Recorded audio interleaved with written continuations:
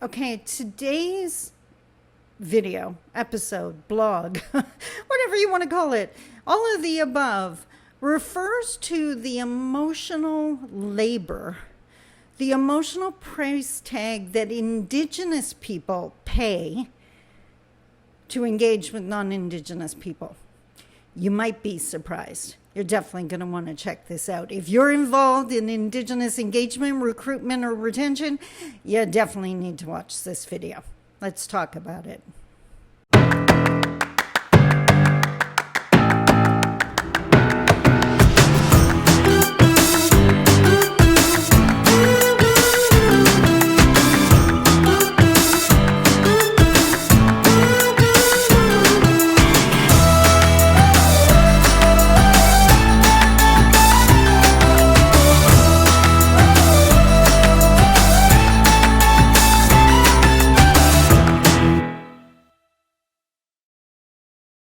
Bonjour, Mishko Paganon Quain Adishnakas Mungno Dam. Hi everybody, my name is Sandi Boucher. I'm Red Thunderbolt Woman of the Loon Clan, a proud member of Seine River First Nation in Treaty 3 territory in Northern Ontario. And as mentioned, today we're going to talk about the emotional labor, the emotional price tag, the racial battle fatigue experienced by Indigenous people trying to engage with non-Indigenous people. So to give you a little bit of back context before we get into today's blog post, and yes, today's blog post is called Too White to Enter? ? Yeah, before you send the nasty email, hear me out. Just had coffee with a friend, and I was explaining to her how, as an Indigenous person, when I sit on a committee or work with a group of non-Indigenous people, and I am an empowered, confident, self-assured individual, let's put that out there. What I explained to her is, like, if you draw the circle and then cut out the thin little pie piece, not a quarter, like a thin little piece, that's how it feels, like how much space and air we have in that environment. We're invited in, we're given that little sliver, but don't say too much, don't talk too much, don't expect too much, don't ask for too much change, because so often these groups really don't want to. They want the check mark for having an Indigenous person there, but the white fragility comes out pretty fast when you start saying that things make you uncomfortable. They'll explain to you why they don't mean to make you uncomfortable, and you'll all get used to it. And no, hard pass, no. But the version of me that is no longer okay with trying to breathe in those spaces is new. Maybe the last 2-3 years. Loving it, by the way. It fits very nicely.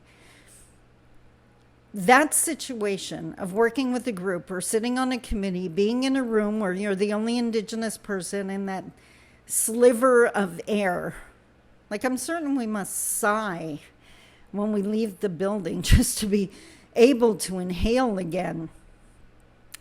That's bad enough.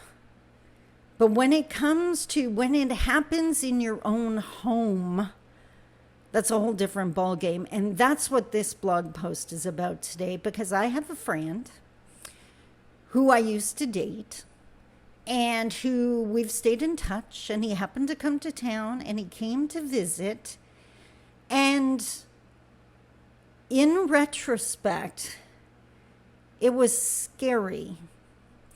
Not because he's a bad person, not because he was antagonistic or anything like that, because that's not him at all. But he had so many white, male, privileged views, things that he insisted were fact for everyone, that I swear I could feel the air releasing from my own home. And it took me a while to understand why I was so exhausted after he left. And we talked about it after we left, and he explained how things have changed. I have changed. And in several conversations later, I explained to him, like, to do the work I do, I had to change. I couldn't be okay in those spaces, barely breathing anymore. And I couldn't be okay in a relationship that did that to me either. So, long story short, make sure you're giving your Indigenous counterparts air. And two, if you have Indigenous counterparts that are walking with you comfy and choose to and have for a while and freely share their opinions on things, not just the subservient type, that's a huge kudos to you if you're non-Indigenous, because that's actually a bridge being built. If we can honestly say things don't work for us and things change as a result because you actually do want us there and care that we're comfortable as you, that's moving us towards reconciliation. So, was he too white to come in at this point? Yes. That's okay. That journey is up to him, whether he wants to enlighten himself or not. I just know I'm doing a whole lot more checks and balances before someone walks in the door of my home in the future. And I hope you understand why. In a nutshell, I like breathing. Until tomorrow, take care. I love you. Bye-bye.